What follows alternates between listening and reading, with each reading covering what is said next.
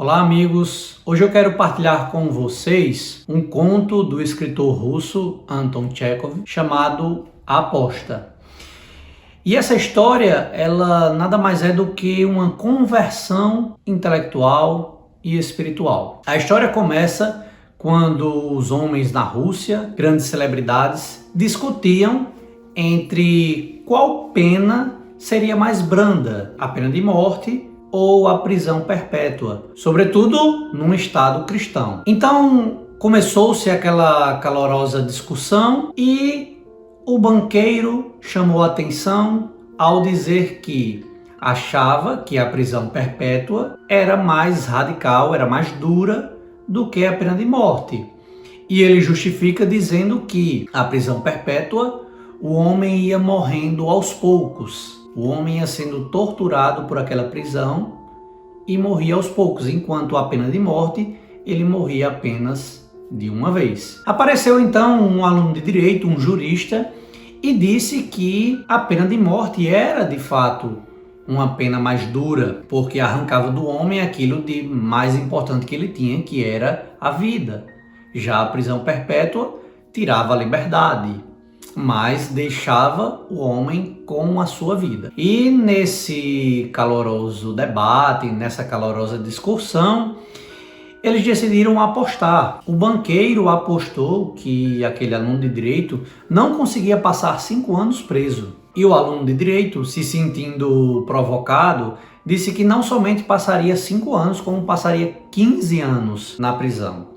Então eles decidiram apostar o valor de 2 milhões de reais. No contrato haviam algumas cláusulas, então o prisioneiro ele poderia ter acesso a livros, ele poderia escrever, ele poderia tomar vinho, ele poderia fumar, ele poderia tocar algum instrumento musical, mas ele não teria contato algum com o mundo externo, viveria numa solidão. Iniciada a aposta, no primeiro ano, o jurista passou por uma grande solidão. Passou por momentos de tédio e de tristeza.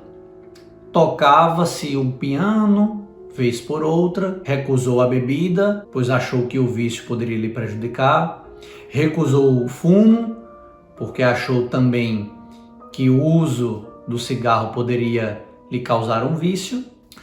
Do segundo ao quarto ano, o jurista resolveu ler e foi lendo de tudo um pouco. Leu alguns romances, leu comédias, leu livros policiais. No quinto ano, ele voltou a entrar no tédio. Chorava um pouco, agora aceitou o vinho, começou a beber. Mas no sexto ano houve uma mudança. Do sexto ano em diante, o jurista começou a ler os clássicos. Do sexto ao 10º ano, aquele homem leu os grandes clássicos em 6 idiomas, que juntos davam aproximadamente 600 livros. No 11º ano, aquele homem se prendeu a ler apenas o Evangelho, os 4 Evangelhos. O banqueiro ficou impressionado com aquele homem que nos anos anteriores tinha lido muitos livros, agora se prendia apenas nos Evangelhos. Do 12º ano ao 14º, ele voltou a ler de tudo um pouco: filosofia, história, teologia, história das religiões, até que se aproximava do final da aposta, no final dos 15 anos. O banqueiro agora estava preocupado porque já não tinha mais tanta fortuna e se viesse a perder a aposta, poderia quebrar de vez. Então o banqueiro decidiu entrar na cela e matar aquele homem, para que não viesse a pagar a sua aposta. Então, um dia antes de se encerrar aqueles 15 anos, o banqueiro foi lá e ao entrar se deparou com aquele homem totalmente no silêncio, que tinha acabado de escrever uma carta. O banqueiro pensou que poderia matá-lo ali e ninguém iria desconfiar, mas ao chegar mais próximo do jurista, este não esboçou nenhuma reação.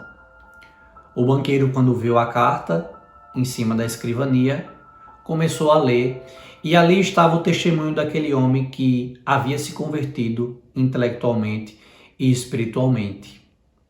Naquela carta, o jurista dizia que desprezava tudo aquilo que os homens lutavam e morriam para ter. E que no final daquele dia, através dessa conversão, o jurista, faltando poucos minutos para acabar a aposta, iria desistir da prisão, iria sair da cela.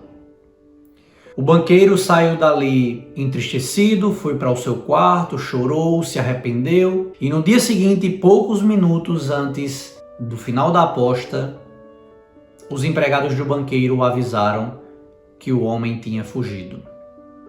Essa grande história de um grande escritor russo traz para nós a importância do contato com os clássicos, do contato com os evangelhos, essa via intelectual que nos traz uma conversão espiritual.